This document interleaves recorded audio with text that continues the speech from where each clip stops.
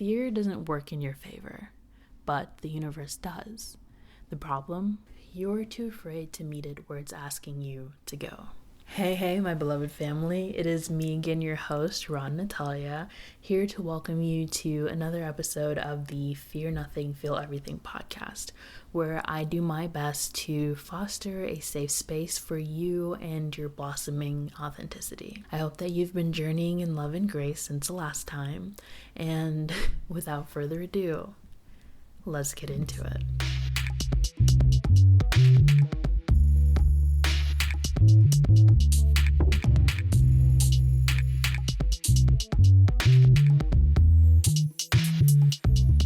It's so interesting that I do these once a week because I genuinely am always kind of nervous sometimes, like every time, until I get into it again, and then I'm like, oh, it's not bad, and I actually like doing this. But today's episode, we're going to be talking about fear. I know in the last podcast that I did, I talked about how the universe is always pushing us to be the best version of ourselves. However, when we're afraid of that change, when we're afraid of that transition, it can be hard to step into what's meant for us.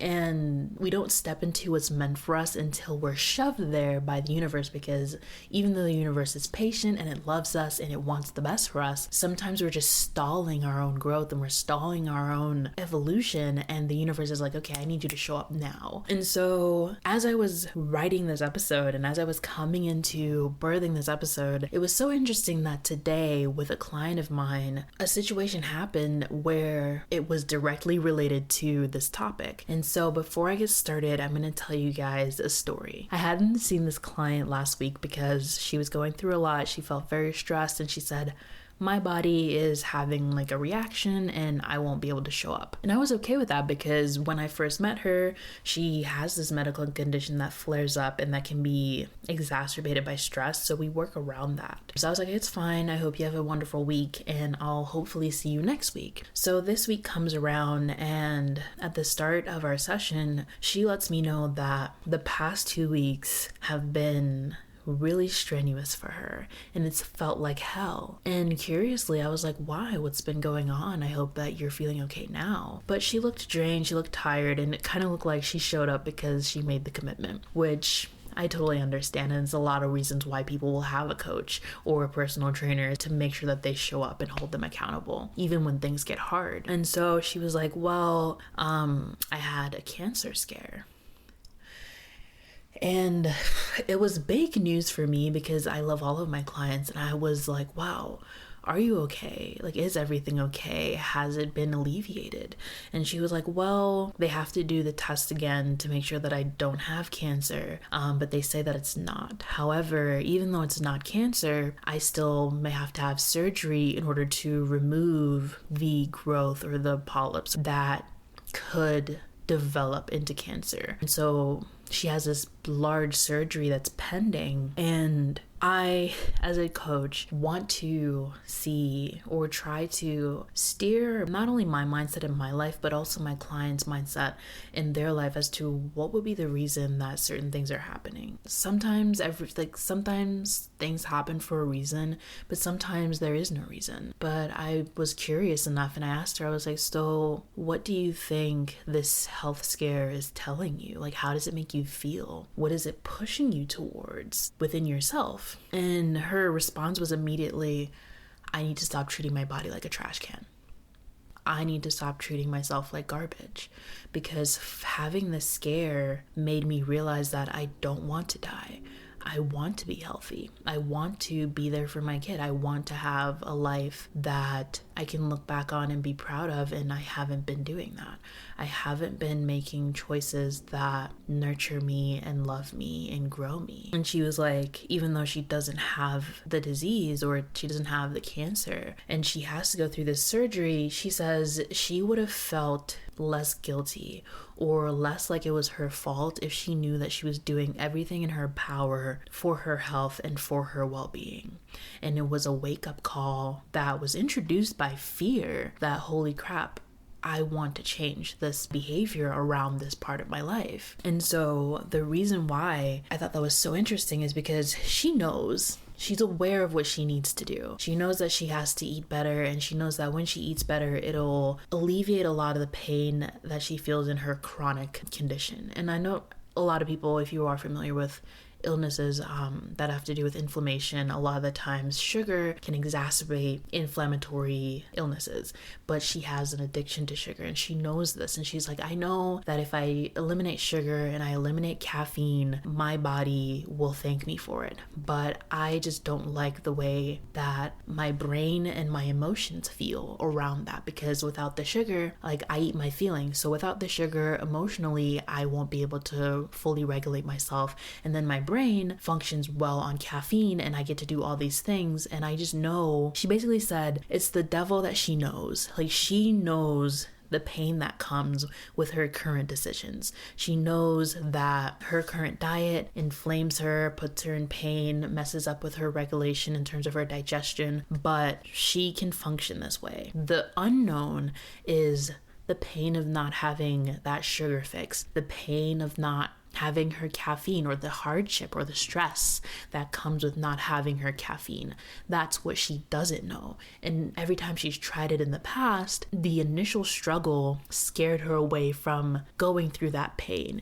Even though she says she knows that if she were to eliminate these things and go through that hardship, she would have a better life on the other side. But again, it's the pain that she's familiar with in comparison to the pain that's new, the pain that's unknown, the pain that's filled with uncertainty and introduces fear into her life in a different way. And so I just thought that was such an interesting segue, or an interesting story to have happened the day that I was going to make this episode. And in this episode, we are going to talk about fear and the role that it plays in our lives, and how the universe is always on our side, and not allowing fear to deter us or pull us away from our destiny, which is health, happiness, prosperity. You are made for great things. No matter what you've been told before, no matter what your current beliefs are, you are made for growth. You are made for enjoyment. Life is to be enjoyed and to be loved. And whatever is holding you back from that is not meant for you. As I was saying with my client's story, we know that fear keeps you stuck in the familiar, while the universe is pushing you towards something bigger, your true potential. Fear tricks us into staying in situations, mindsets, or patterns that don't serve us, while the universe always has our back, guiding us towards growth and fulfillment. Fear is the mind's way of protecting us from perceived danger, but it often prevents us from recognizing opportunities. The universe, on the other hand, represents infinite possibility, guiding you to what aligns with your highest good. So then, how can we step past fear and align with the universe? Firstly, I would say acknowledge the fear. Recognize when fear is keeping you small. Name it and be aware of how it's holding you back. A lot of the times I say with my clients, acknowledgement or awareness is half the battle won. However, it's only half the battle.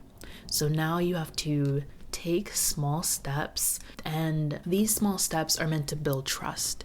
So start with manageable actions that show trust in the process. Small shifts in your mindset or behavior that can build your confidence in you and the universe. Notice how I mentioned, by the way, that we're stepping past fear and not eliminating it. It's because fear is always going to be there.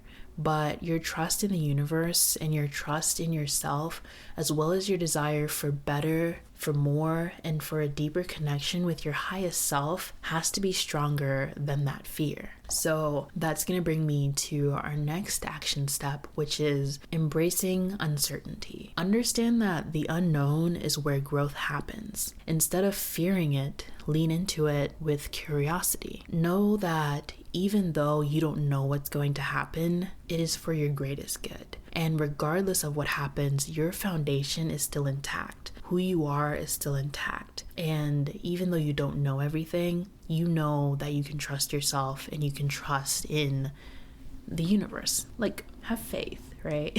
And then lastly, you want to stay connected to your intuition. The universe often communicates with us through our gut feelings or the feelings that we have within our body and our soul. And when fear clouds our judgment, we want to make sure to return to what feels true to us and what we know in our heart is right. By meeting the universe where it's asking you to go, you begin to shift from surviving to thriving. When you push through your fear, you open yourself to new opportunities, new relationships, and new experiences that have always been meant for you, but you were just too afraid to fully step into them. I know what you're thinking though. What if we could reframe your fear entirely and turn it into fuel for your journey instead of something that holds you back? What if fear wasn't something to overcome, but a guide pointing you towards your greatest breakthroughs? And I spoke about this a little bit in episode 1, or where I was speaking about imposter syndrome, and acknowledging the things we're afraid of as a hotspot, or seeing it as a beacon of light,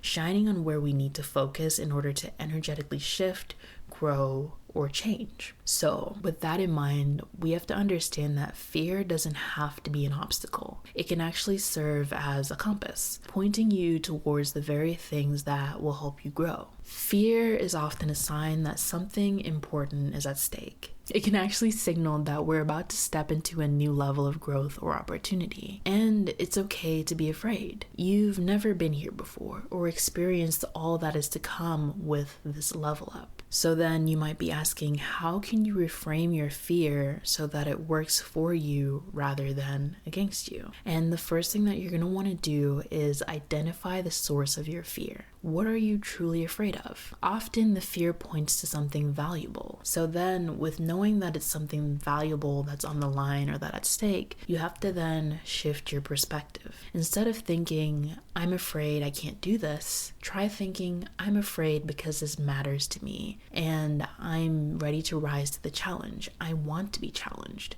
For me, I found that mantras work. So find a mantra you can tell yourself around this experience that gets you out of your fear and into action. So for example, being scared to apply for a higher position at work, being scared to speak publicly, being afraid of being seen. For the one where you're afraid to apply for a higher position at work, instead of saying, I'm afraid that I won't be able to do this job, you say, I'm passionate about what I do and I'm gonna learn what I need to know in order to fill this position, even if I don't know everything right now. Use your fear as fuel. Let fear energize you. Every time it shows up, see it as a reminder that you're pushing your boundaries and stepping closer to your potential. And then lastly, I will say, practice gratitude for your fear. Thank your fear for protecting you, but remind yourself that you're capable of moving through it. Understand that fear as an emotion has good intentions. It's all about self-preservation, but for you to align with what's best for you and for you to have what you are meant to have, you have to push forward.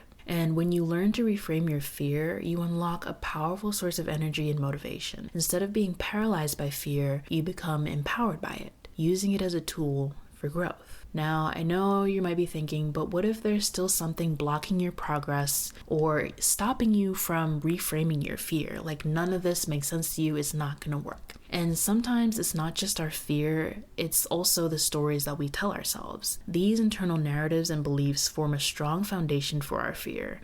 And the internal dialogue of I'm not good enough or I can't succeed are often what hold us back even more than fear itself. These stories can be stories that we began to believe in our childhood, and we all carry stories we've been telling ourselves for years, often without realizing how much they shape our reality. These stories create invisible barriers that limit our growth, limit our success, and overall limit our happiness. There is an internal narrative in your head that reinforces your beliefs about who you are and what you're capable of. And if those beliefs are negative, then they become self-fulfilling prophecies. So then you might be thinking, how can I break free from limiting beliefs and start telling myself a more empowering,